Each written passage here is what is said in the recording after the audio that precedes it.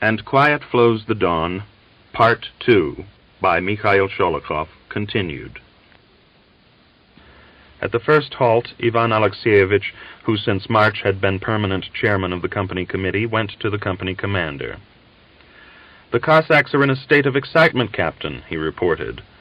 The captain stared at the deep dimple in Ivan's chin and replied with a smile, "I'm in a state of excitement myself, my friend." "Where are we being taken to?" "To Petrograd." "To put down risings?" "Well, you didn't think you were going to assist the disorders, did you?" "We don't want either the one or the other." "As it happens, they're not asking our opinion." "But the Cossacks—" "What about the Cossacks?" the officer interrupted him angrily. "I know myself what the Cossacks are thinking. Do you think I like the job? Take this and read it to the company, and at the next station I'll talk to the Cossacks."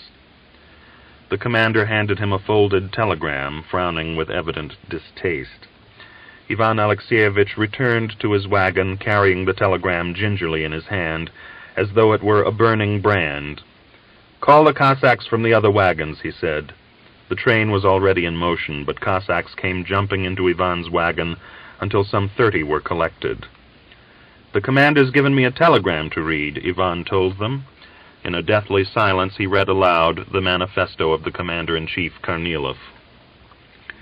"I, the Supreme Commander-in-Chief Kornilov, before all the nation declare that my soldierly duty, my devotion as a citizen of free Russia, and my supreme love for the country have compelled me in these serious moments of the fatherland's existence to refuse to carry out the instructions of the provisional government and resign the supreme command of the army and fleet.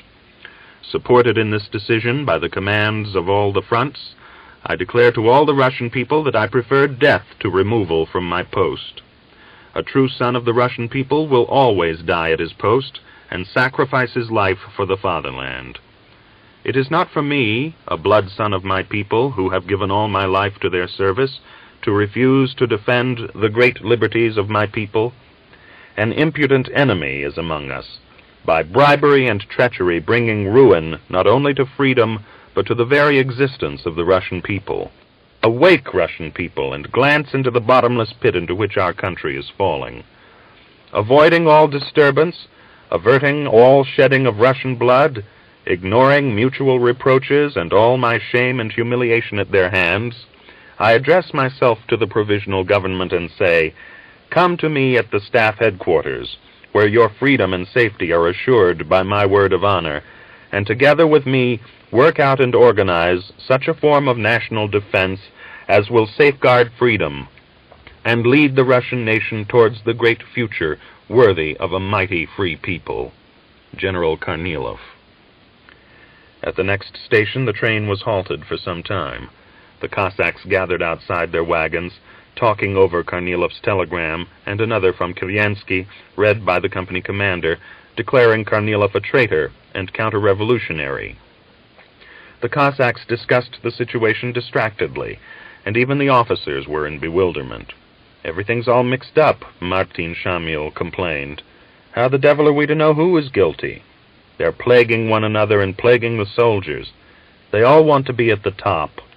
A group of Cossacks came up to Ivan Alexeyevich and demanded, "Come to the commander and find out what we are to do." They went in a body to the company commander and found the officers in conference in his wagon. Ivan Alexeyevich went in.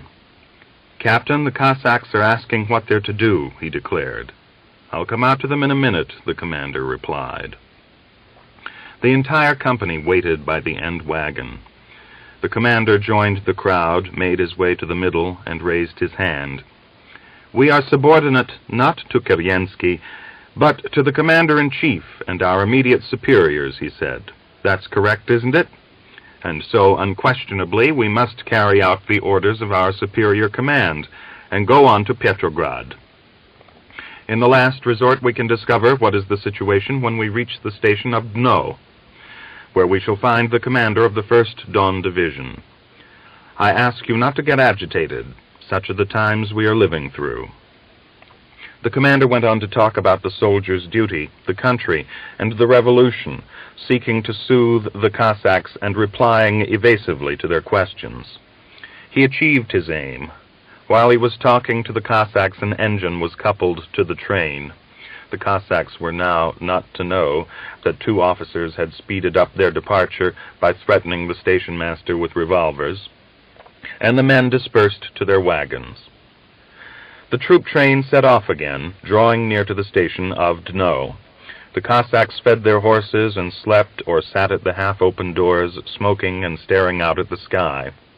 Ivan Alexeyevich lay gazing through the door chink at the stars flowing past. During the past few hours he had been thinking over the situation, and had come to the firm decision to resist the further movement of the company towards Petrograd by all means in his power. As he lay, he considered how best to bring the Cossacks to his own way of thinking. His thoughts turned to Stockmann. Osip Davidovich had once said to him, "Ivan Alexeyevich, once let this national rottenness peel off you, and you will be a piece of good human steel, a little grain in the general mass of our party. And the rottenness will peel off. All dross is burnt away in the forging." And he wasn't mistaken, Ivan thought. Although he was somewhere outside the party, yet he had struggled vigorously and youthfully towards the party and its work. He had been forged into a reliable Bolshevik, seared with an unshakable hatred for the old system. Among the obdurate Cossacks it was hard for him, without a single comrade to help him. He felt keenly his own political ignorance, and so he moved gropingly, testing each step by his own class instinct. During the years of war, he had formed the habit, whenever any difficulty arose, of asking himself, how would Stockmann act in this case, and then trying to do what he thought Stockmann would have done. So it had been during the summer, when he heard of the proposed Constitutional Assembly. At first he had been drawn gladly towards the idea, but then he hesitated, remembering Stockmann's words, "You must never put any trust in those who talk big in the name of the people, but who in reality are serving the bourgeoisie, and by their double-faced politics are weakening the militant revolutionary movement of the masses." Then, no longer hesitating, he had turned his back on the proposal, and had rejoiced to find his decision confirmed in the Bolshevik trench newspaper. So, in this new case, even before Kornilov's proclamation, he realized that the Cossacks' road did not coincide with that of the commander-in-chief, yet instinct warned him that it was not for them to defend Kerensky. He turned the problem over and over, and resolved not to let the company get to Petrograd. If a clash had to come with anybody, it must be with Kornilov. Yet it must not be in favor of Kerensky, nor for his government, but for the one which would arise after him. He was more than confident that the real government he desired would come when Kerensky went. During the summer he had been in the military section of the party executive committee in Petrograd, whither he had been sent by the company for advice in regard to a conflict that had arisen with the company commander. There he had seen the work of the committee, had talked to several Bolshevik comrades, and had thought, "Let this backbone be clothed with our workers' meat, and then there will be a government. Die, Ivan, but hang on to that. Hang on like a child to its mother's nipple." As he lay on his horse-cloth, he thought again and again, with a great burning affection, of the man under whose guidance he had first found his hard new road. He remembered what Stockmann had said about the Cossacks. "The Cossacks are conservative to the backbone. Don't forget that when you were trying to convince one of them of the truth of the Bolshevik ideas. But act cautiously, thoughtfully, and adapt yourself to the situation. At first they will be as contemptuous of you as you and Misha Koshevoy were of me. But don't let that trouble you. Chisel away stubbornly. The final success is ours." Ivan reckoned that he would meet with some objection from the Cossacks when in the morning he tried to persuade them not to go with Kornilov. But when he began to talk to his wagon companions and suggested that they ought to demand their return to the front and not go on to Petrograd to fight their own brothers, the Cossacks willingly agreed and were fully prepared to refuse to travel further. Zakhar Korolyov and a Cossack named Turilin were closest to Ivan in their outlook, and they spent all day going from wagon to wagon and talking to the others. Towards evening, while the train slowed up past a wayside station, A sergeant of the 3rd Troop jumped into Ivan's wagon.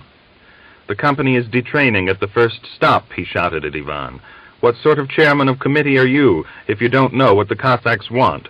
We won't go any further. The officers are putting a noose round our necks, and you're neither fish nor flesh. Is that what we elected you for?" "You should have said that long ago," Ivan smiled. At the first stop, he jumped out of the wagon, and accompanied by Turilin, went to the station master. "Don't send our train any further," he ordered him. "We're going to detrain here." "How is that?" the man asked in bewilderment. "I have instructions to send you on." "Close your mouth," Turilin harshly interrupted. They found the station committee and explained to the chairman, a heavily built gray-haired telegraphist, what was afoot. Within a few minutes, the engine driver had willingly shunted the train onto a siding. Hurriedly laying down planks from the wagons to the permanent way, the Cossacks began to lead out their horses. Ivan stood by the engine with feet planted wide apart, wiping the sweat from his smiling face. The company commander came running to him. "What are you doing? You know that—" "I know," Ivan interrupted. "And don't you kick up any fuss, Captain." Turning pale, his nostrils quivering, he said meaningly, "You've done enough shouting, my lad. Now we shall do the ordering." "The Commander-in-Chief Kornilov," the officer stuttered, turning livid. But Ivan stared down at his boots pressed firmly into the sand of the permanent way, and waving his hand with relief, counseled the captain, "Hang him round your neck instead of a crucifix. We haven't any use for him." The officer turned on his heels and ran back to his wagon. Within an hour, the company, not accompanied by one officer, but in perfect order, rode away from the station in a southwesterly direction. At the head of the 1st Troop rode Ivan Alexeyevich in command, with the short, lop-eared Turilin as his assistant. With difficulty making their way by the map taken from the commander, the company reached a village and halted for the night. In a general meeting, it was resolved to return to the front, and if anyone tried to stop them, to fight. Hobbling the horses and setting guards, the Cossacks lay down to wait for the dawn. No fires were lit. It was evident that the majority were in a depressed mood. They lay without their usual talking and joking, concealing their thoughts from one another. "What if they think better of it and go back and submit?" Ivan thought anxiously, as he huddled under his greatcoat. As though he had heard the thought, Turilin came up. "Are you asleep, Ivan?" he asked. "Not yet."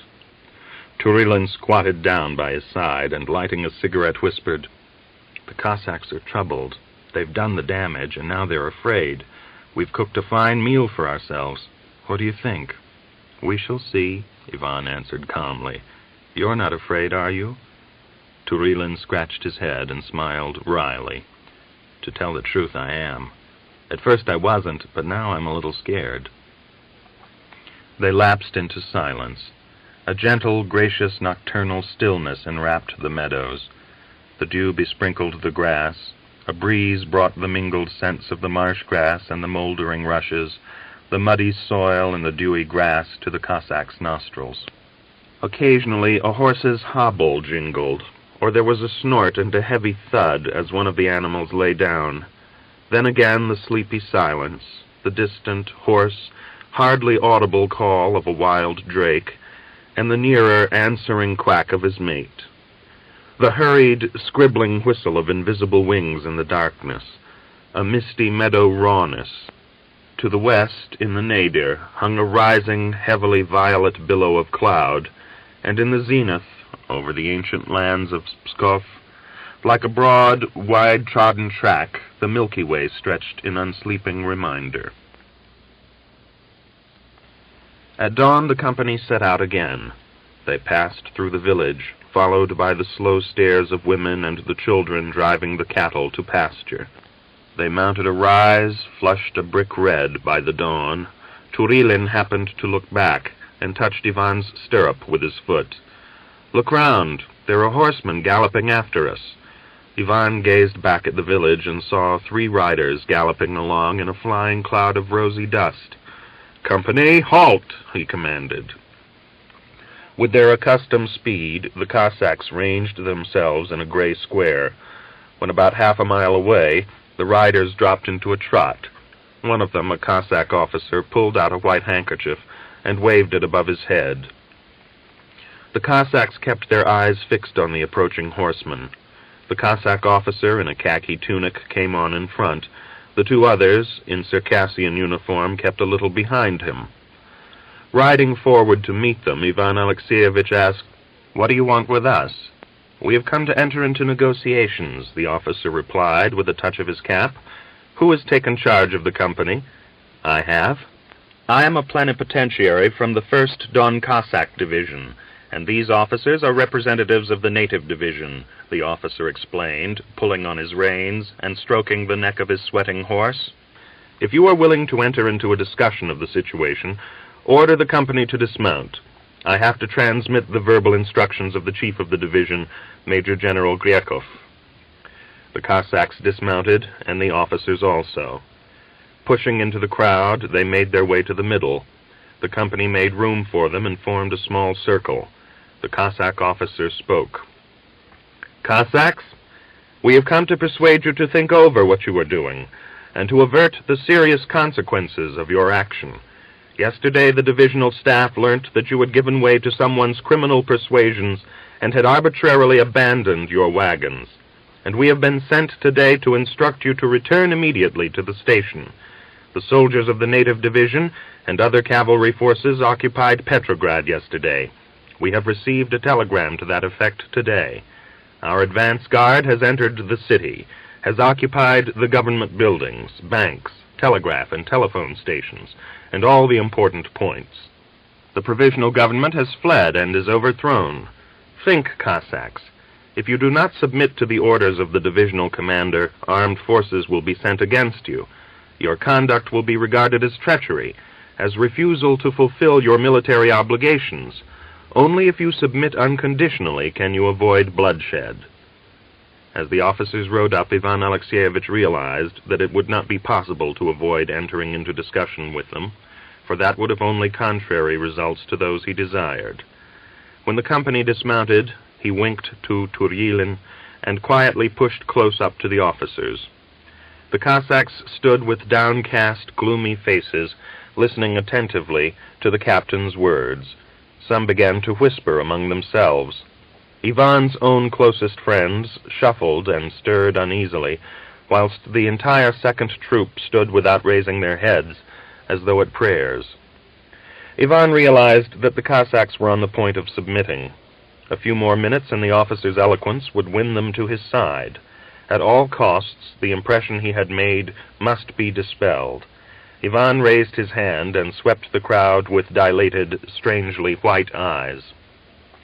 "Brothers, wait a bit," he cried, and turning to the officer he asked, "Have you got the telegram with you?" "What telegram?" the captain asked in astonishment. "The telegram saying Petrograd has been taken." "Of course not. What do you want with the telegram?" "Aha! He hasn't got it," came a single sigh of relief from the entire company. Many of the Cossacks lifted their heads and fixed their eyes hopefully on Ivan.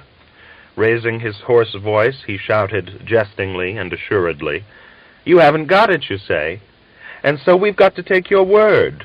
You can't catch us so easily as that." "It's a trick," the company roared in unison. "The telegram wasn't addressed to us." "Cossacks," the officer pressed his hand persuasively against his chest. But they would not listen to him. Feeling that he had again won the company's sympathy and confidence, Ivan cut like a diamond on glass. "And even if you had got it, our roads don't run with yours. We don't want to fight our own folk. We won't march against the people, no. The fools have been dragged out into the open. We're not going to help set up a government of generals, and that's that." The Cossacks shouted their assent. "He's giving it to them. That's right, Ivan. Send them to the right-about." Ivan glanced at the emissaries. The Cossack officer was waiting patiently with lips pressed together. Behind him the others stood shoulder to shoulder. One of them, a handsome young Ingush, stood with folded arms, his slanting almond eyes glittering. The other, an elderly gray-haired Ossetin, had his hand resting negligently on his saber hilt, and was surveying the Cossacks with smiling eyes. Ivan was on the point of breaking off further discussion, but he was forestalled by the Cossack officer, who, after whispering to the Ingush, cried stentorously, "Don Cossacks, will you allow the representative of the savage division to speak?"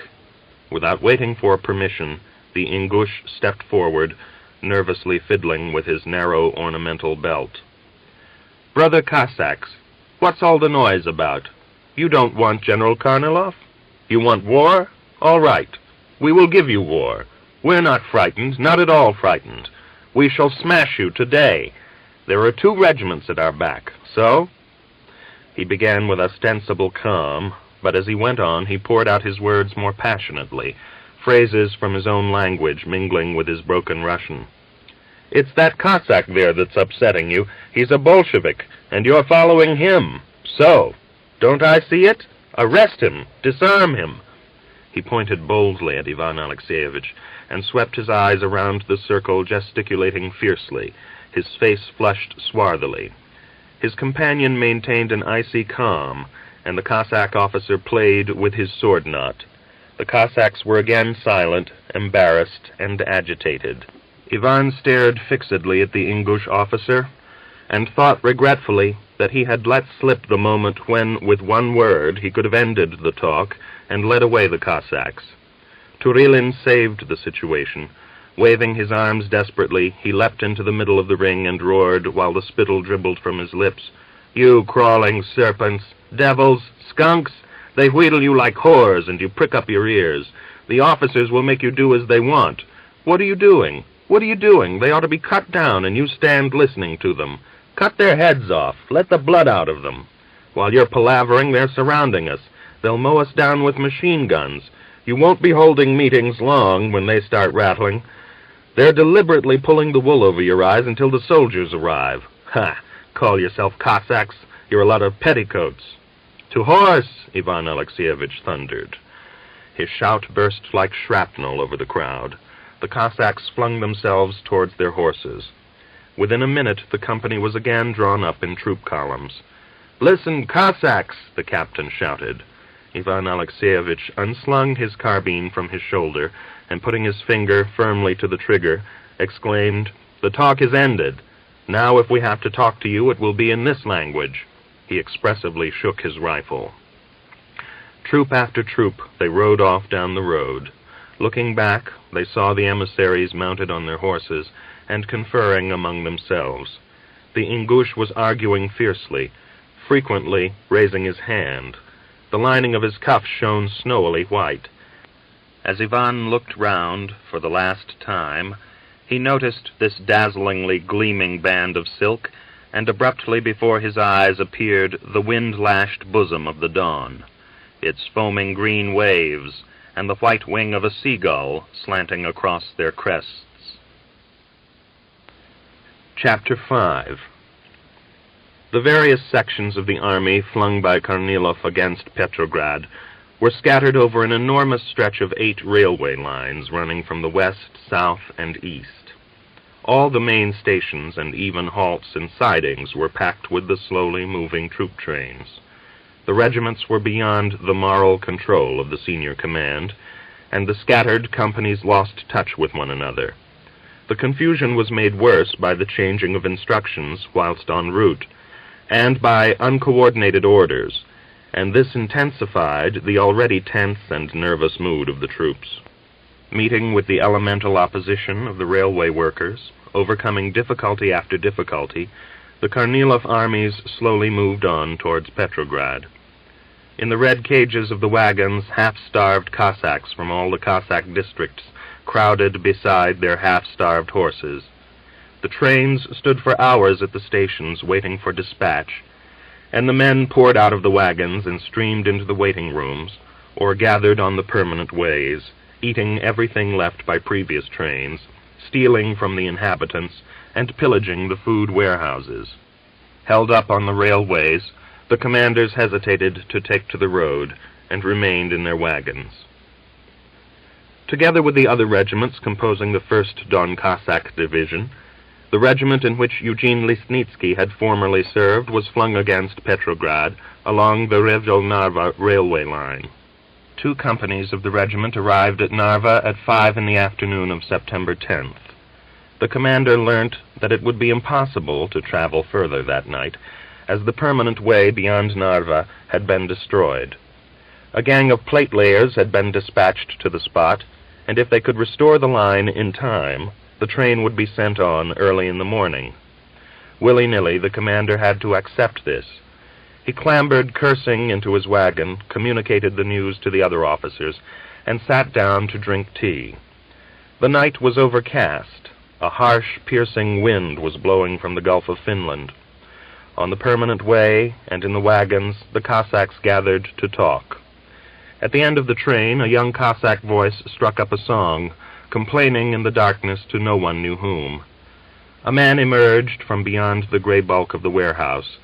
He stopped and listened to the song, looked up and down the track, gleaming with yellow patches of light, and strode confidently towards the wagons. His steps echoed hollowly on the sleepers, but were muffled when he walked down the sandy path between the lines. He passed round the end wagon, and the Cossack standing at its door stopped singing and shouted to him, "Who's that?" "And who do you want?" the man answered reluctantly without stopping. "What are you wandering about at night for? We'll give you tramps a good hiding." The man walked along until he came to the middle wagons of the train, and thrusting his head through a wagon door, asked, "What company are you?" "Prisoners," someone laughed in the darkness. "No, I'm asking seriously." "We're the 2nd. "And where's the 4th troop?" "The 6th wagon from the front." 3 Cossacks, one squatting and the others standing, were smoking at the door of the 6th wagon. They stared silently at the man coming up to them. "Good luck, Cossacks," he said. "Praise be," one of them replied, gazing into the newcomer's face. "Is Nikita Dugin alive? Is he here?" "Here I am," the man squatting answered and rose to his feet, treading out his cigarette with his hand. "But I don't know you. Who are you?" He poked his bearded face forward in the attempt to examine the stranger in greatcoat and soiled soldier's cap. Suddenly seizing his beard in his fist, he cried in astonishment, "Ilya! Bunchuk! Where the devil have you sprung from, old lad?" Gripping Bunchuk's hairy hand in his own, and bending over him, he said more quietly, "These are our boys. You needn't be afraid. How did you get here? Tell me, the devil curse you." Bunchuk shook hands with the other Cossacks, and replied in a broken, iron-hollow voice, "I've come from Petrograd, and I've been looking for you. There's work on hand. We must have a talk. I'm glad to see you alive and well, brother.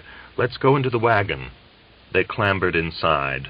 Dugin prodded someone with his foot and whispered, "Get up, my boy. A useful guest has arrived. Hurry up, get a move on." The Cossack stirred and rose.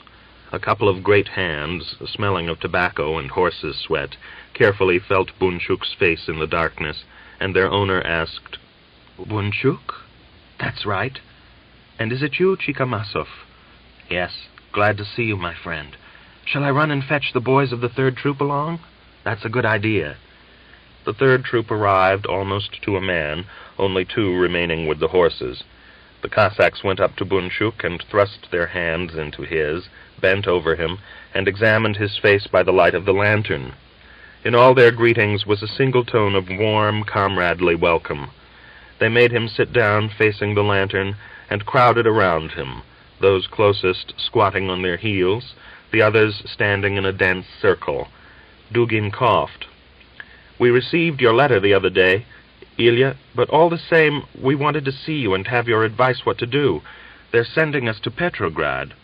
"It's like this, Ilya," a Cossack standing near the door said. An earring was hanging from his lobe, and it was the same man whom Listnitsky had once affronted by forbidding him to boil water on the sheet-iron. "All sorts of agitators come along to us and try to get us not to go on to Petrograd, telling us we ought not to fight among ourselves, and all that sort of thing.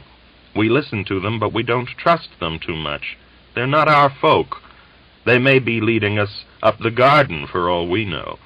If we refuse to go to Petrograd, Kornilov will send his native divisions against us, and that will lead to bloodshed too. But you're a Cossack like us, and we have more trust in you. And we're very thankful that you wrote to us and sent us newspapers. We were getting short of paper for cigarettes." "What are you telling these lies for, you blockhead?" another interrupted angrily. "You can't read, and so you think of that. But we aren't all like you, as if we only used the newspapers for cigarettes. We read them from front to back, Ilya." Bunchuk smiled as he gazed at the Cossacks. He found it difficult to talk sitting down, so he stood up, turned his back to the lantern, and spoke slowly and assuredly. "There's nothing for you to do in Petrograd. There aren't any risings there. Do you know what they are sending you there for? In order to overthrow the provisional government. And who is leading you? The Tsarist General Kornilov. What does he want to kick Kerensky out for? In order to sit in his place. Listen, Cossacks, they want to throw the wooden yoke off your necks, but they'll put a steel one in its place. Of two evils you must choose the lesser, isn't that so? Think it over for yourselves. Under the Tsar, they put their fists in your face and used you to fight the war. Under Kerensky, they're still wanting you to fight, but they don't use their fists on you any longer. It's only a little better under Kerensky, but still it is better. But it will be much better after Kerensky, when the power gets into the hands of the Bolsheviks. Let them get the government, and there'd be peace at once. I'm not on Kerensky's side, the devil take him. They're all tarred with the same brush." He smiled, wiped the sweat from his brow with his hand, and continued, "But I call on you not to shed the blood of the workers, and for the present to defend the provisional government. Why defend it? Because if Kornilov gets in its place, Russia will begin to wade knee-deep in the workers' blood, and it will be more difficult to tear the power from him and hand it over to the toiling people." "Wait a bit, Ilya," a little Cossack, as thick-set as Bunchuk himself, emerged from the back rows. The man coughed and rubbed his hands, long and like the rain-washed roots of an ancient oak. Gazing at Bunchuk with smiling eyes as green as young leaves, he asked him, "You said something just now about yokes, but when the Bolsheviks get the power, what yokes will they put on us?" "What? Are you going to put yokes on yourselves?" "What do you mean, put them on ourselves?" "Well, under the Bolsheviks, who will be the government? You will, if they elect you, or Dugin, or this old boy here. It will be an elected government, a Soviet, understand? But who will be at the top? Why, whoever is elected. If they choose you, you will be at the top." "Surely? You're not lying, Ilya?" The Cossacks laughed, and all began to speak at once. Even the guard posted at the door left his place for a moment in order to join in. "But what do they want to do with the land? They won't take it from us? Will they stop the war, or will they at once want us to fight for them? Tell us the truth. We're all in the dark here." Bunchuk turned this way and that, studying the Cossacks attentively and waiting until they were quiet. His first feeling of uncertainty as to the success of his enterprise had gone, and realizing the mood of the Cossacks, he knew of a surety that, whatever happened, the troop train would be halted at Narva. When the previous day he had suggested himself to the Petrograd Regional Party Committee for agitation work among the Cossack detachments, he had been quite confident of success. But on arrival at Narva he had been stricken with doubts. He knew that the Cossacks must be talked to in their own language, and he was afraid that he might not be able to do that, for since leaving the front he had mingled only with workers, and had once more thoroughly assimilated their habits and turns of speech. When he first began to speak to the Cossacks, he caught the stumbling uncertainty in his own voice, and tormentedly racked his brains for words which would convince and shatter. But only empty phrases had come like soap bubbles from his lips, whilst the emasculated, elusive thoughts were entangled in his mind. He stood sweating heavily, breathing heavily, thinking, "I've been entrusted with this big job, and I'm ruining it myself. Another man would have spoken 1,000 times better. Oh, hell, what an idiot I am." The Cossack who asked about the yokes knocked him out of his stupid impotence, and the talk that followed his reply gave him an opportunity to pull himself together. He felt an unusual flow of strength, and a rich choice of clear, pointed, cutting words coming to him. He grew enthusiastic, and concealing his agitation under a semblance of calm, dealt weightily and sharply with the questions, guiding the conversation like a rider who has mastered an unbroken horse. "Tell us, why is the Constitutional Assembly a bad thing?" the fire of questions continued. Your Lenin, the Germans sent him here, didn't they? Bunchuk, did you come of your own free will, or were you sent? And aren't the Mensheviks also of the people? We have our own military council and people's government. What do we want Soviets for? He dealt with the questions one after another. The little meeting broke up after midnight, having decided to call both companies to a general meeting in the morning. Bunchuk spent the night in the wagon, and Chikamasov proposed that he should share his blankets. As the Cossack crossed himself and lay down, he warned Bunchuk, "You can lie and sleep without fear, Ilya, but we're eaten up with lice. If you lie with us, you mustn't get fed up. The lice are so thick and fat everyone is as big as an egg." He was silent for a moment, then quietly asked, "Bunchuk, what race is Lenin from? I mean, where was he born and grew up?" "Lenin? He's a Russian." "Oh, it's true, he's Russian." "No, brother, you're wrong there. It's clear you don't know much about him," Chikamasov said with a touch of superiority in his voice. "Do you know where he's from? He's of our blood. He's come from the Don Cossacks and was born in Salskov province, Velika Knyazaya district. Understand? They say he was in the army as an artilleryman. And his face fits. He's like the lower Cossacks, strong cheekbones and the same eyes." "How do you know?" "The Cossacks have talked it over among themselves, and I've heard so." "No, Chikamasov, he's Russian, and was born in Simbirsk province." "I don't believe you. And it's very simple why. There's Pugachev, was he a Cossack? And Stenka Razin, and Timofeyich Yermak. That's it. There's not a man who has ever raised the poor people against the Tsar who wasn't a Cossack. And you say he was from a Siberian province? I'm ashamed to hear such words, Ilya." Bunchuk asked with a smile, "So they say he's a Cossack?" "Yes, and he is a Cossack, only he won't say so at present. As soon as I see his face, I shall know." Chikamasov lit a cigarette and breathed the pungent scent of the uncured tobacco into Bunchuk's face. He coughed thoughtfully. "It's a miracle, I'm telling. And we came to blows over it. You see, if Vladimir Ilyich is one of us Cossacks, and an artilleryman, where did he get all his knowledge from? Well, they say that he was taken prisoner by the Germans at the beginning of the war, and learnt it all there. But when he began to get their workers to revolt, they got frightened. 'Clear out, you big head,' the Germans said to him. 'Clear out to your own people, by Christ. You're giving us so much trouble, we shall never be able to stop it.' And so they sent him to Russia, because they were afraid he would get their workers to rise. Oh, he's a molar, brother." Chikamasov said the last words vauntingly and laughed happily in the darkness. "You haven't ever seen him, have you? No? Pity. They say he has an enormous head." He coughed and sent a gray scroll of smoke out of his nostrils. "He's never let any Tsar talk him down. No, Ilya, don't try to argue with me. Ilyich is a Cossack. What do you want to doubt it for? Such men never came out of Siberia province." Bunchuk remained silent, a smile on his face.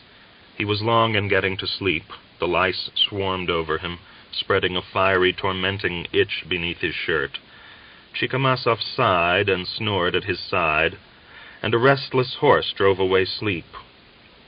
He turned over, and angrily realizing that he was wide awake, began to think of the morrow's meeting. Involuntarily, he recalled an episode during an attack in 1915, and as if rejoicing to find himself on an unknown track, his memory insistently began to conjure up fragments of reminiscence, the faces and hideous postures of dead Russian and German soldiers, the colorless, uncertain aspects of landscapes, the echoes of gun cannonades, the well-known sputter of machine guns, and the rattle of the belts. A brave melody, beautiful almost to pain. The faint outline of the mouth of a woman he had once loved, and then again scraps of the war, the graves of his brothers lying over a hill. He sat up and said aloud, or maybe only thought, "Until I die, I shall carry these memories, and not I alone, but all who come through.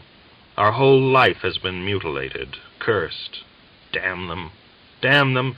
Not even with death will their guilt be wiped out." He grated his teeth and groaned, almost choking with the poisonous hatred that filled him. He sat, rubbing his hairy chest, feeling that his hatred was boiling in his breast, preventing him from breathing, and paining him under the heart. He did not drop off to sleep until morning was at hand, and at dawn, yellow and more morose than usual, he went to the Railwaymen's Committee, persuaded them not to send the Cossack troop train out of Narva, then searched for the Garrison Committee in order to ensure their assistance. He returned to the train at 8 o'clock, rejoicing sadly at the probable success of his mission, at the sun pouring across the rusty roof of the warehouse, and the musical singing timbre of a woman's voice. A brief but luxuriant rain had fallen late in the night. The sandy earth of the permanent ways was wet and furrowed with the traces of little streams. It smelt of dampness, and still retained the pitted holes of the raindrops on its surface, as though it had had smallpox. As he passed round the wagons, an officer in a greatcoat and muddy leg boots came towards him. Bunchuk recognized Captain Kalmykov, and slowed his steps. As he came up, Kalmykov halted, and his slanting black eyes gleamed coldly. "Cornet Bunchuk, are you still at liberty? Excuse me, I can't offer you my hand." "You spoke too quickly. I had no intention of offering you mine," Bunchuk replied banteringly. "What are you doing here, saving your skin, or... You haven't come from Petrograd. You're not from friend Kandinsky. Is this a cross-examination?" "It is merely justifiable curiosity as to the fate of a deserter who was once a colleague." Bunchuk shrugged his shoulders. "I can reassure you I have not come from Kandinsky," he smiled. "But you are facing great danger here, and you are touchingly alone. But all the same, who and what are you? No epaulettes and wearing a soldier's greatcoat?" Kalmykov contemptuously and commiseratingly examined Bunchuk's figure. "A political bagman. Have I guessed aright?" Without waiting for an answer, he turned on his heel and strode away. Bunchuk found Dugin waiting for him in the wagon. "Where have you been?" the Cossack shouted. "The meeting's already begun." "Already begun?" "Yes, our company commander Kalmykov has been away in Petrograd, and returned this morning and called a meeting of the Cossacks. He's just gone along to talk to them." He went with Dugin to the place where the meeting was being held. Beyond the warehouse was a dense, gray-green ring of Cossack tunics and greatcoats. In the middle, surrounded by officers, Kalmykov was mounted on a barrel, and shouting sharply and emphatically, "Carry on to a victorious conclusion. They trust us, and we will justify their trust. The agents of the Bolsheviks and Kandinsky are preventing the movement of our troops along the railway. We have received instructions from the Commander-in-Chief that in the event of its being impossible to travel by the railway, we are to take to horse and march to Petrograd. We advance today. Get ready to detrain." Roughly working his way through the crowd with his elbows, Bunchuk burst into the middle of the ring, and without approaching the group of officers, shouted stentoriously, "Comrade Cossacks, I have been sent to you by the Petrograd workers and soldiers. Your officers are leading you on to war with your brothers, to the defeat of the revolution. If you want to attack the people, if you want to restore the monarchy and to continue the war until you are all turned into corpses and cripples, carry on. But the Petrograd workers and soldiers hope that you will not be canes. They send you a flaming brotherly greeting and want to see you not as enemies, but as allies." He was not allowed to continue.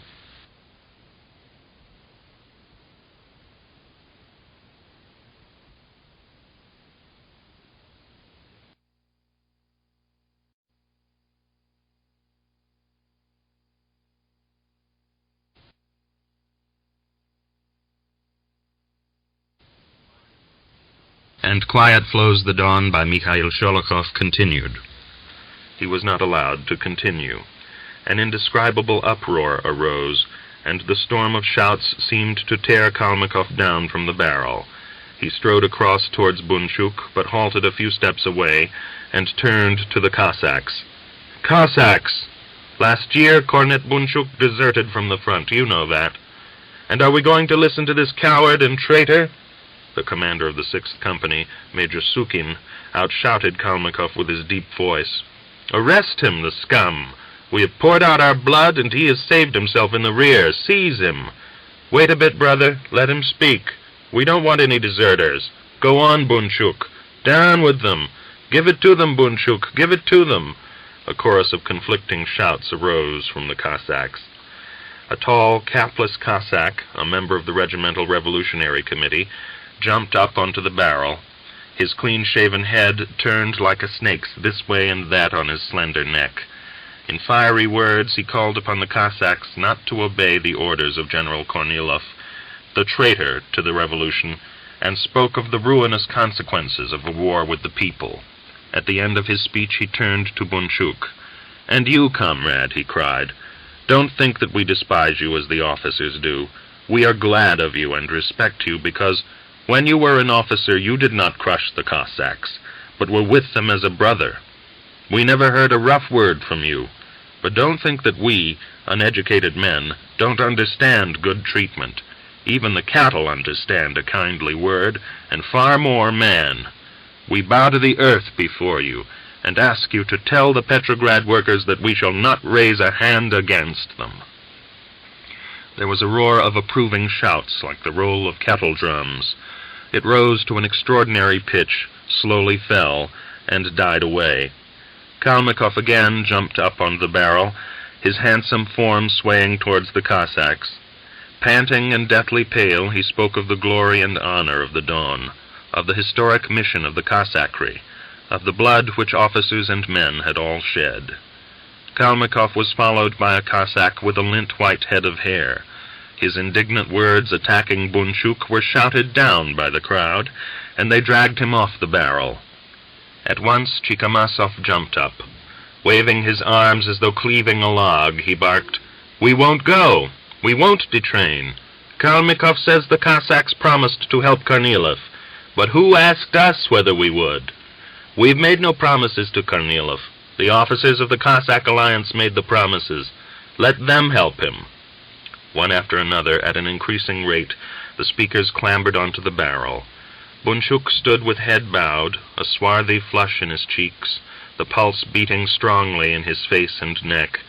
The atmosphere was charged with electricity. A little more and some hasty action would have led to bloodshed. But the soldiers of the garrison came along in a crowd, and the Cossack officers abandoned the meeting. Half an hour later, Dugin came running to Bunchuk. "Ilya, what shall we do?" he panted. "Kalmykov has thought of something. They're unloading the machine guns, and they've sent mounted couriers off somewhere." "We'll go along. Collect 20 Cossacks or so. Hurry." By the officer's wagon, Kalmykov and 3 other officers were loading machine guns on the horses. Bunchuk strode up to them, glanced round at the Cossacks behind him, and thrusting his hand into his greatcoat pocket, pulled out a revolver. "Kalmykov, you are arrested," he declared. "Hands up." Kalmykov leapt away from the horse and bent to pull his revolver out of its holster. But over his head whistled a bullet, and in a heavy, ominous voice Bunchuk shouted, "Hands up!"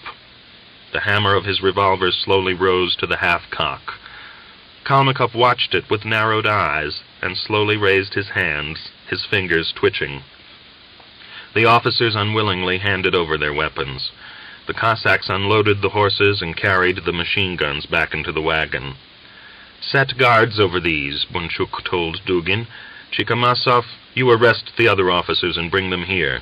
Dugin and I will take Kalmykov along to the Garrison Revolutionary Committee. Captain Kalmykov, please to step forward." "That was smart. Smart," one of the officers remarked in admiring tones, jumping into the wagon and watching Bunchuk, Dugin, and Kalmykov march off. "Gentlemen, for shame, gentlemen! We behaved like children. No one thought of striking that scoundrel down. When he raised his revolver against Kalmykov, we should have gone at him, and it would have been all over." Major Sukin stared at the other officers indignantly, and fumbled with a cigarette in his case. The officers silently lit cigarettes, occasionally exchanging glances. The speed with which Bunchuk had acted had crushed them. For a little way Kalmykov walked along without speaking, biting the end of his black whisker. His left cheek burned as though it had been scrubbed with a brush. The passers-by stopped and stared in amazement, whispering to one another. Above the town, the evening sky was clouded. Fallen birch leaves lay in ruddy ingots along the roads. Rooks were circling around the green cupola of the church. Beyond the station, beyond the darkling fields, night had already fallen, breathing coldly. But to the south, torn, leaden-white clouds were still to be seen scudding along. Crossing invisible frontiers, night pressed on the shadows. By the station, Kalmykov turned sharply and spat in Bunchuk's face. "Scoundrel!" he shouted. Bunchuk dodged the spittle and raised his eyebrows. His fingers itched to seize his revolver, but he restrained himself and curtly ordered the officer to walk on. Kalmykov moved on, cursing horribly, pouring out a stream of oaths born of mortal pain, fear, desperation, and yearning during the years of war. "You're a traitor! You'll pay for this!" he shouted, frequently stopping and turning on Bunchuk. "Get on, I ask you," Bunchuk urged again and again. And again Kalmykov would step out, clenching his fists and straining like an excited horse. They drew near to the water tower. Grinding his teeth, Kalmykov screamed, "You're not a party, but a gang of scurrilous dregs of society. Who is your leader? The German Staff Command. Bolsheviks, ha-ha, mongrels. Your party can be bought like prostitutes. The cads, blast them all. They've betrayed their fatherland. I'd hang you all from one tree. But the time will come. Didn't your Lenin sell Russia for 30 silver marks? He took his bribe and hid himself, the convict." "Stand up against the wall," Bunchuk shouted deliberately, panting out the words. Dugin began to get agitated. "Ilya? Bunchuk, wait a bit," he exclaimed. "What are you going to do? Stop!" His face distorted and livid with rage, Bunchuk leapt at Kalmykov and struck him on the temple. He trampled on the cap that went flying from the officer's head, and dragged the prisoner towards the dark brick wall of the water tower. "Stand up! What are you going to do? You won't dare to shoot me!"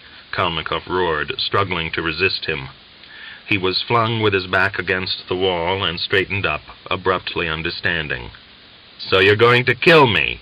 He took a step forward, swiftly buttoning up his greatcoat. "Shoot, you son of a swine! Shoot! And see how Russian officers can die! In the face of death Oh!" The bullet struck him in the mouth.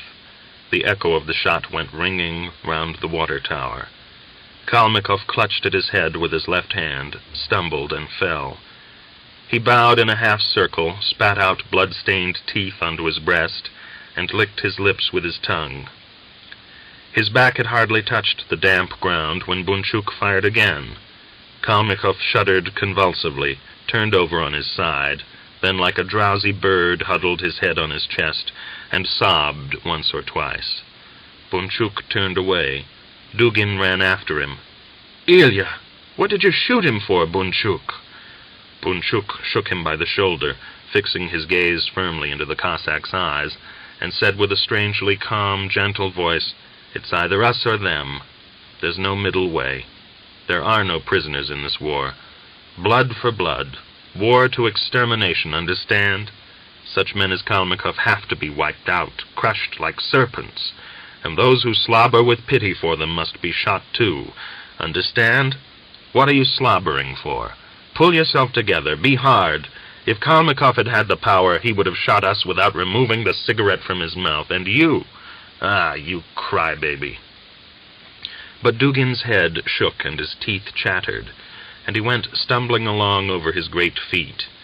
They walked along the deserted street without speaking. Bunchuk glanced back. The funereally somber clouds moving towards the east foamed low in the sky. Out of a small space of clear September heaven, the horned, rain-washed moon gazed with the green slanting eye of a corpse. At a corner, a soldier and a woman with a white shawl over her shoulders stood pressed to each other. The soldier embraced the woman and strained her towards him, whispering something. But she pushed with her hands at his chest and flung her head back, muttering in a choking voice, "I don't believe you! I don't believe you!" And a youthful, hollow laugh came from her lips. Summoned to Petrograd by Kandinsky on September 13th, General Krimov shot himself. Delegations and the commanders of the sections of Krimov's army began to pour to the Winter Palace to make their submission. Men who only recently had been marching to open war on the provisional government now obsequiously bowed and scraped to Kerensky, assuring him of their feelings of utter devotion. Morally shattered, Krymov's army struggled in its death agony. From sheer inertia, some sections still rolled on towards Petrograd. But the movement had lost all purpose, for the Kornilov putsch was at an end. The Bengal lights of this outburst of reaction were dying out, and the temporary ruler of the country was strutting like a Napoleon and speaking at government meetings of the complete political stabilization of Russia. The day prior to Krymov's suicide, General Alexeyev was appointed commander-in-chief. Realizing the equivocal nature of his position, the scrupulous and squeamish Alexeyev at first categorically refused the post offered to him. But afterwards he accepted, being governed by the desire to mitigate the fate of Kornilov and those who had been implicated in the organization of his anti-governmental revolt. Alexeyev entered into direct telephonic communication with Kornilov at staff headquarters, trying to ascertain the late commander's attitude to his appointment and imminent arrival. The negotiations dragged on, with interruptions, until late at night. On September 14th, Alexeyev arrived at staff headquarters. The same evening, on the instruction of the provisional government, he arrested Kornilov, Lukomsky, and Romanovsky. The next day, the commander-in-chief of the Southwestern Front, General Denikin, together with Generals Markov, Vanovsky, and Erdyeli, were arrested at Berdychev. So ended the Kornilov revolt. But in its end it engendered a new revolt, for the beginnings of the plans for the coming civil war and the extended attack on the revolution were born in the Kornilov days. Chapter 6. Early one morning at the beginning of November, Captain Listnitsky received instructions from the regimental commander to take his company on foot to the Winter Palace Square. He gave the necessary orders to the sergeant major and hurriedly dressed. The other officers rose also, yawning and cursing. They went into the yard. The company was drawn up in troop columns. Listnitsky led them at a swift march into the street. The Nevsky Prospect was deserted. Occasional shots sounded in the distance. An armored car was driving about the Winter Palace Square, and Junkers were on patrol. A desert silence reigned in the streets. At the gates of the Winter Palace, the Cossacks were met by a detachment of Junkers and the Cossack officers of the 4th Company. One of them, the company commander, led Listnitsky to one side. "Have you all the company with you?" he asked. "Yes. Why?" "The 2nd, 5th, and 6th companies refused to march, but we've got the machine-gun detachment with us. How are your Cossacks?"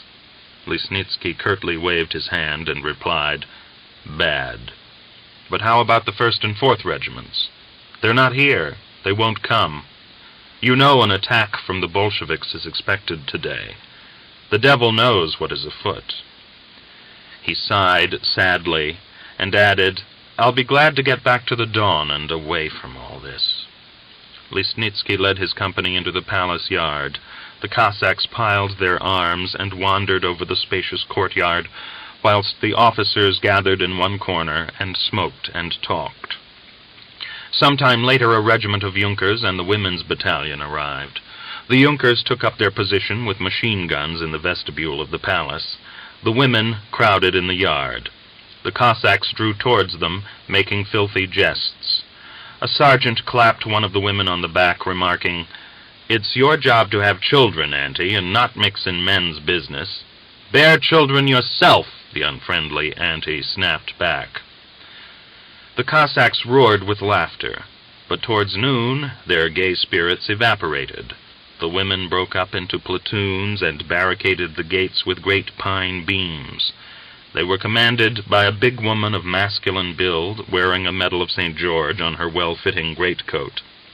The armored car drove more frequently around the square, and the Junkers carried in boxes of cartridges and machine-gun ribbons. A group of sympathizers and men from his own district was gathered around Lagutin, discussing something.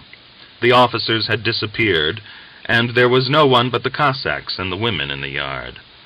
Several abandoned machine guns stood by the gates, their shields shining wetly.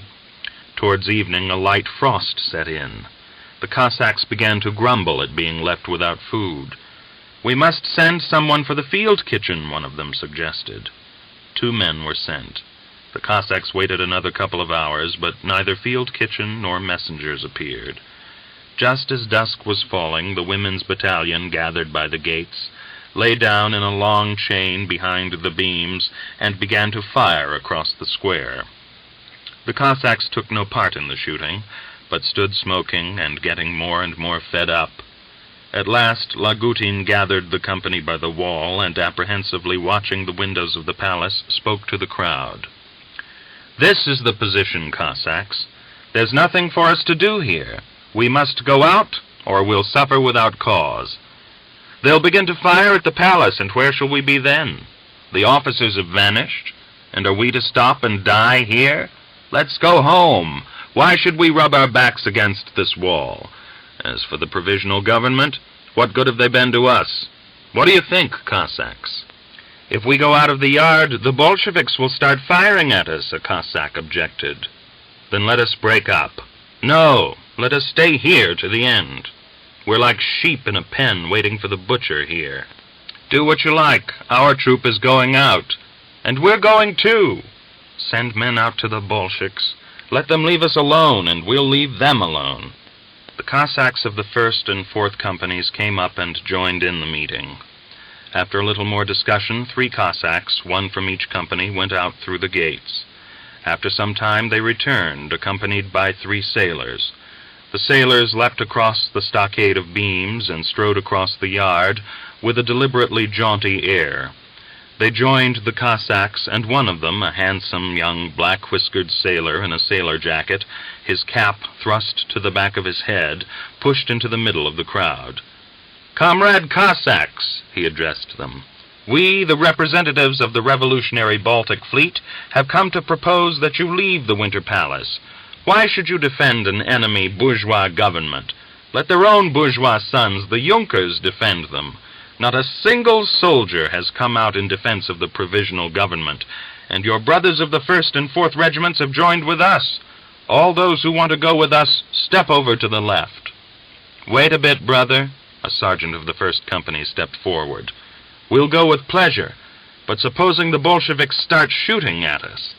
"Comrades, in the name of the Petrograd Military Revolutionary Committee, we promise that you will leave in absolute safety. No one will touch you," the sailor replied. The Cossacks hesitated. Some of the women's battalion approached and stood listening for a moment, then went back to the gates. "Hey, you women, coming out with us?" a bearded Cossack shouted after them. "Pick up your rifles and march," Lagutin said resolutely. The Cossacks willingly seized their arms and arranged themselves in line. "Shall we take the machine guns?" one of the gunners asked the black-whiskered sailor. "Yes, don't leave them for the Junkers." Just as the Cossacks were about to leave the courtyard, their officers appeared. They stood in a dense group, not removing their eyes from the sailors. The companies began to march off. The machine-gun detachment went in front with its guns. The wheels scraped and rattled against the wet stones. The sailor in the jacket went with the leading troop of the 1st company.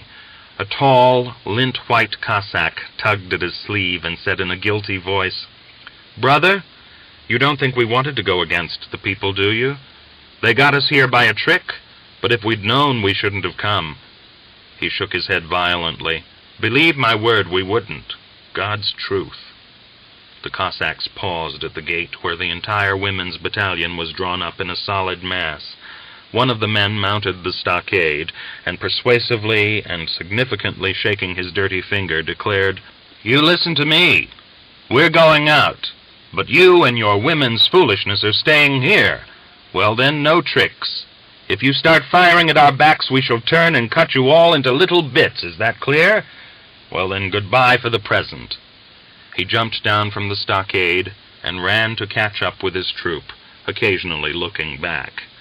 The Cossacks had almost reached the center of the square when one of them glanced round and anxiously cried out, "Look, boys, there's an officer running after us." Many of the men turned their heads. Over the square a tall officer was running, holding his cap on and waving his hand. "It's Atarshchikov of the 3rd Company. Surely he wants to come with us. He's a brave lad." Atarshchikov ran swiftly after the company, a smile flickering on his face. The Cossacks waved their hands and laughed. "Run, Captain! Quicker!" they shouted. From the palace gates came the single dry crack of a shot. Atarshchikov threw out his hands and stumbled, then fell on his back, kicking out his legs and struggling to get up. As though by command, the whole company turned back towards the palace. The machine gunners trained their guns on the gates. There was a rattle of belts, but not a soul was visible behind the pine beams. The company hastily drew up in ranks again and marched away at a hurried pace. 2 Cossacks from the last troop who had gone back to Atarshchikov caught up with them, and loudly, so that all the company could hear, one of them shouted, "They caught him under the left shoulder! He's done for!" The company's steps rang out firmly and strongly. The black-whiskered sailor gave the order, "Left shoulder forward! March!" They wheeled and marched away to the left, leaving the deserted, huddled mass of the palace wrapped in silence. Chapter 7. The 12th Cossack Regiment had been retreating for 2 days, slowly and fighting all the way, but retreating. The transport wagons of the Russian and Romanian armies rolled over the raised, unpaved roads. The combined Austrian and German divisions embraced the retiring armies with a deep, enveloping flank movement, and sought to close the ring. Towards evening the news was general that the 12th Regiment and the Romanian brigade next to it were threatened with encirclement. In the night, the 12th Regiment, reinforced by a battery of the Mountaineers Division, received the order to occupy rear-guard positions in the lower levels of a valley. Setting guards, the regiment prepared for the advancing enemy. The same night, Misha Koshevoy and another man from Tatarsk village, Alexei Bieshniak, were posted on secret guard. They concealed themselves in the open, close to a disused well, and breathed in the frosty air. From time to time a flock of wild geese sped over the clouded sky, marking their flight with anxious cries. Angry at the order that there was to be no smoking, Misha quietly whispered to his companion, "It's a strange life, Alexei. Men walk along, groping as though they were blind. They come together and part again, and sometimes they tread on one another. Here you are, living on the edge of death, and you can't but ask yourself savagely, what is it all about? I don't think there is anything more terrible in the world than human beings. Do what you like, you can't get to the bottom of them. Here am I, lying by your side, and I don't know what you're thinking and never did know, and what sort of a life lies behind you I don't know, and you know no more about me. Maybe I am wanting to kill you now, and here you are giving me a biscuit and haven't any idea of what I'm thinking. People know little about themselves. In the summer I was in hospital. At my side was a soldier from Moscow, and all the time he was asking how the Cossacks live and the Lord knows what else. They believe the Cossacks think of nothing except noughts. They think the Cossack is a savage, and that instead of a soul he's got bottle glass. And yet, we're men, like them, and we're just as fond of women and girls. We weep over our sorrows, but don't rejoice at others' gladness. What do you think, Alexei? I'm only a lad, but I'm hungry for life. When I remember how many beautiful women there are in the world, my heart begins to pinch. I've grown so tender to women that I could love them all to pain. I could lie with them all, tall or short, lean or fat, so long as they were pretty. And life only lets you have one at a time, and you've got to keep with her till death, until you're fed up with her. And then they thought of making war, and—" He threw himself on his back and was silent, staring up at the emptiness of the sky. and dreamily smiling, his hands caressing the cold, inaccessibly tranquil earth. An hour before they were due to be relieved, the Germans caught them. Bieshniak managed to fire one shot, then fell, grinding his teeth and writhing in his death agony. A German bayonet minced his entrails, pierced his bladder, and quivered as it struck against his backbone. Koshevoy was sent down by a butt end. A stout conscript carried him on his back for half a mile. Misha came to, felt the blood choking him, sighed, and collecting his strength had little difficulty in dropping off the German's back. They fired a volley after him, but the darkness and clumps of bushes helped him, and he escaped. After the retreat had been stayed, and the Russo-Romanian forces had extricated themselves from the enveloping movement, the 12th Regiment was withdrawn to the rear. It was instructed to block the roads, setting outposts on them in order to prevent deserters from getting through. If necessary, they were to be halted by fire, and any caught were to be sent under guard to the staff. Misha Koshevoy was among the first to be sent on outpost duty. He and 3 other Cossacks left their village in the morning and disposed themselves at the end of a maize field close to the road. The road ran along the edge of a wood and vanished into a rolling, well-cultivated valley. They took turns to watch. In the afternoon they saw a group of some 10 soldiers coming along the road towards them. As they came up to the wood, they halted and lit cigarettes, evidently discussing their route, then came on and turned sharply to the left. "Shall we shout to them?" Koshevoy asked the others as he rose from the maize stalks. "Fire over their heads." "Hey you! Stop!" The soldiers, now some 100 yards away from the Cossacks, heard the shout and halted for a moment, then again slowly moved on. "Stop!" one of the Cossacks shouted, firing into the air. With rifles trailed, they ran to overtake the slowly moving soldiers. "Why the devil didn't you stop? Where are you from? Where are you going? Show us your documents," the Cossack sergeant in charge of the outpost shouted. The soldiers halted. 3 of them slowly unslung their rifles. One man bent and refastened the wire holding the sole onto the upper of one of his boots. They were all incredibly ragged and filthy. Evidently they had spent the night in the undergrowth of a forest, for there was a dense brush of brown burrs on their greatcoats. 2 of them were wearing forage caps. The others had fur caps with unbuttoned ear flaps and fluttering strings. His sunken cheeks trembling, a tall, bowed soldier, evidently their leader, shouted in an evil voice, "What do you want? Have we done you any harm? What are you following us for?" "Your documents," the sergeant interrupted, assuming a stern tone. One soldier, blue-eyed and as ruddy as a freshly baked brick, drew a hand grenade from his pocket. Shaking it in the face of the sergeant, he looked round at his comrades and said hurriedly in Yaroslav dialect, "There's my document, my lad. There. That will serve as a mandate for all the year. Look after yourself, for if I throw it, there'll be no collecting your lights afterwards. Understand? Did you understand? Is that clear? Don't play about," the sergeant frowned and dug him in the breast. "Don't play about and don't try to frighten us. We're frightened enough already. But if you're deserters, come back with us to the staff. They're collecting men like you there." Exchanging glances, the men unslung their rifles. One of them, dark-haired and lean and evidently a miner, turned his desperate eyes from one to another of the Cossacks and whispered, "We'll give you a taste of the bayonet, by God. Clear off. By God, I'll put a bullet through the first one to come on." The blue-eyed soldier waved his grenade around his head. The tall, bowed man in front scraped with his rusty bayonet against the cloth of the sergeant's greatcoat. The miner measured and swung his butt end in Misha Koshevoy's direction.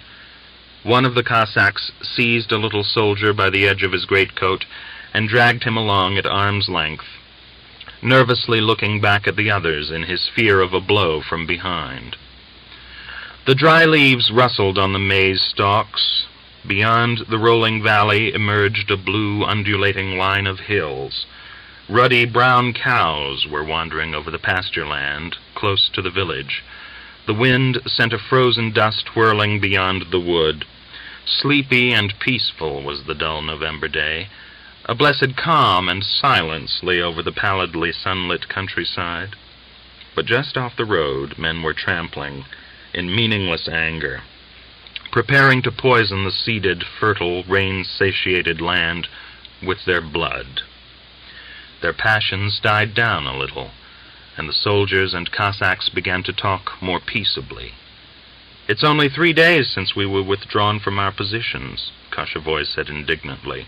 "We haven't run away to the rear. And you're deserting, shame on you. You're leaving your comrades. Who will hold the front? My own comrade was bayoneted at my side, and you say we haven't tasted war? Taste it as we have tasted it." "What is there to talk about?" Another of the Cossacks interrupted him. "Come onto the staff, and without any argument." "Stand out of the road, Cossacks, or we'll shoot. By God, we'll shoot," one of the soldiers said persuasively. The sergeant helplessly flung out his arms. "We can't do it, brother. Kill us if you like, but all the same you won't get through. Our company is quartered in that village there." The tall, bowed soldier now threatened, now cajoled, now began to plead humbly. At the end he bent, drew a bottle out of his filthy pack, winked at Koshevoy, and whispered, "We'll give you money, Cossacks. And look, German vodka. And we'll collect something more. Let us pass, for the love of Christ. We've got children at home. You know how it is yourselves. We're all beaten down, eaten up with yearning. How long are we to stand it? God, surely you won't stop us." He hurriedly pulled his pouch out of the leg of his boot, shook 2 soiled Kandinsky ruble notes out of it, and insistently pushed them into Koshevoy's hand. "Take them. Take them. My God. Don't you worry. We'll break through somehow. The money is nothing. We can do without it. Take it. We'll gather some more." Flaming with shame, Koshevoy stepped back, hiding his hand behind him and shaking his head. The blood flushed into his cheeks, and tears started to his eyes. "Bieshnak's death has made me mad," he thought. "Here am I myself against the war, and I'm trying to arrest these men. What right have I got? What am I doing here? What a low swine I am." He went to the sergeant, drew him aside, and said, not looking into his eyes, "Why not let them go? What do you think? Let them go, by God." His eyes wandering as though he were doing something shameful, the sergeant replied, "Let them go? What the devil shall we do with them? We'll be doing the same ourselves soon. Why try to hide it?" Turning to the soldiers, he angrily shouted, "You scum! We treat you decently, with all respect, and you offer us money. Do you think we're short ourselves?" He turned livid and shouted, "Put your pouches away, or we'll drag you to the staff." The Cossacks stepped aside. The soldiers walked on. Glancing back at the distant, empty streets of the village, Koshevoy shouted after the retreating deserters, "Hey, you fillies! What are you marching along in broad daylight for? There's a wood over there. Get into it for the day and go on at night, or you'll run into another outpost and they'll take you." The soldiers glanced around irresolutely. Then, like wolves in a dirty gray chain, they dragged towards the aspen woods. About the middle of November, rumors of the revolution in Petrograd began to reach the Cossack troops. The staff orderlies, who were usually better informed than the others, confirmed that the provisional government had fled to America. Kandinsky, they said, had been captured by sailors who had shaven him absolutely bare, tarred him as though he were a prostitute, and dragged him for 2 days through the streets of Petrograd. Later, when the official news of the overthrow of the provisional government and the transfer of power to the Bolsheviks arrived, the Cossacks grew anxiously quiet. Many were glad in the expectation that the war would be ended. but the echoes of rumors that the 3rd Cavalry Corps was marching with Kerensky on Petrograd and Kalyedin was pressing with Cossack regiments from the south instilled alarm. The front broke to pieces. In October, the soldiers had deserted in scattered, unorganized groups. But by the beginning of December, entire companies, regiments, divisions were retiring from their positions in good order, sometimes marching with only light equipment, but more frequently taking the regimental property with them, breaking into the warehouses, shooting their officers, pillaging en route, and pouring in an unbridled, stormy flood tide back to their homes. In the new circumstances, the 12th Regiment's task of holding up deserters became senseless. After being flung back into the front in the useless attempt to close the holes and breaches formed by the infantry abandoning their sectors, in December it was again withdrawn, marched to the nearest station, and loading all the regimental property, machine guns, reserves of ammunition, and horses into wagons, set off into the heart of struggle-racked Russia. Through the Ukraine, the troop trains of the 12th Regiment dragged towards the dawn. Not far from Znamenka, the Bolsheviks endeavored to disarm them. The negotiations lasted half an hour. Kossack and 5 other Cossacks, the chairman of the company revolutionary committees, asked for permission to pass through with their arms. "What do you want the arms for?" the members of the Station Soviet asked. "To kill our own bourgeoisie and generals, to twist Kalyedin's tail," Kossack answered for them all. The trains were allowed to go on. At Kremenchug, a further attempt was made to disarm them. They were allowed to pass only when the Cossack machine gunners set up their guns at the open door of the wagons and directed them against the station, whilst one of the companies lay in a chain along the lines and made ready to fight. By Yekaterinoslav, not even an exchange of shots with a Red Guard detachment availed. The regiment was partly disarmed, and the machine guns, more than 100 cases of cartridges, the field telephone apparatus, and several reels of wire were confiscated. To the proposal that they should arrest their officers, the Cossacks replied with a refusal. Throughout the journey they lost one officer, the regimental adjutant, and he was sentenced to death by the Cossacks themselves. Close to Chaplin, the regiment was accidentally drawn into the struggle which had broken out between the anarchists and the Ukrainians. It lost 3 men and broke through by sheer force, with great difficulty clearing the lines occupied by the troop trains of some sharpshooters' division. Within 3 days, the first section of the regiment was detraining at Milyarova station. Half of them broke away and rode straight home from the station, whilst the remainder rode in good order to Kargin village. There, next day, they traded their trophies and the horses captured from the Austrians, and shared out the regimental funds and equipment. Kossack and the other Cossacks from Tatarsk village set off home in the evening. They rode up a hill. Below, on the icy white winding banks of the Chir, lay the village of Kargin, the most beautiful of all the villages of the Upper Don. Smoke was rising in scattered clumps from the chimney of the steam mill. A black crowd of people was gathered on the square. The bell was ringing for vespers. Beyond the slopes of Kargin, the crowns of the willows by Klimovsky village could just be seen. Beyond them, on the wormwood blue of the snow-clad horizon, the spreading sunset sparkled and smoked in cloudy glooms.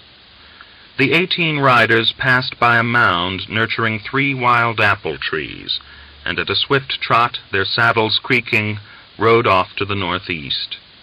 The frosty night lurked thievishly behind the range of hills. Wrapping their faces in their cowls, from time to time the Cossacks urged their horses into a sharp gallop. The horseshoes rang out almost painfully on the hard road. Southward the road flowed from under the horses' hoofs. On each side stretched an icy ribbon of snow, smoothed by a recent thaw, and gleaming and flowing with a chalky, fluid reflection of the moonlight. The Cossacks silently urged on their horses. The road fled to the south. A forest girdled the east. The tiny marks of hares' feet showed on the snow at the side of the road. Over the steppe, the Milky Way girdled the sky like an ornamented, chaste Cossack belt.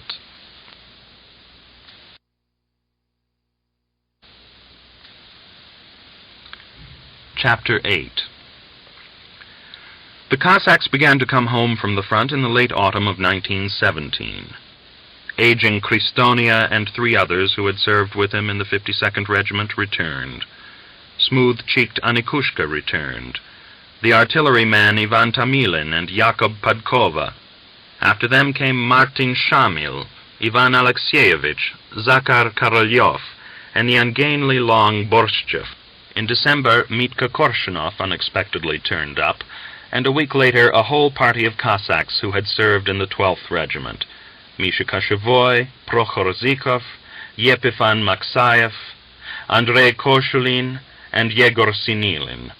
Fyodor Badovskov got separated from his regiment and rode direct from Voronezh on a handsome dun horse taken from an Austrian officer. Afterwards he was always telling the story of how he had made his way through the revolutionary seething village of Voronezh province and had got away from right under the noses of Red Guard detachments, trusting to the mettle of his mount. Then came Merkulov, Pyotr Melyukov, and Nikolai Koshevoy, who had run off from the Bolshevized 27th Regiment. It was they who brought the news that Griegor Melyukov, who had recently been serving in the 2nd Reserve Regiment, had gone over to the Bolsheviks and remained in Kamienka. They had also left behind them the incorrigible horse-stealer Maxim Gryaznov, who had been attracted to the Bolsheviks by the novelty of the troublous days and the possibility of living in clover. They told of Maxim that he had acquired a horse of extraordinary ugliness and as extraordinary mettle, that a band of silver hairs stretched right across its back, that it was not particularly high-standing, but long and as red as a cow. They did not refer much to Griegor. Evidently they were reluctant to, knowing that his roads ran counter to those of the village, and whether they would run together again was uncertain.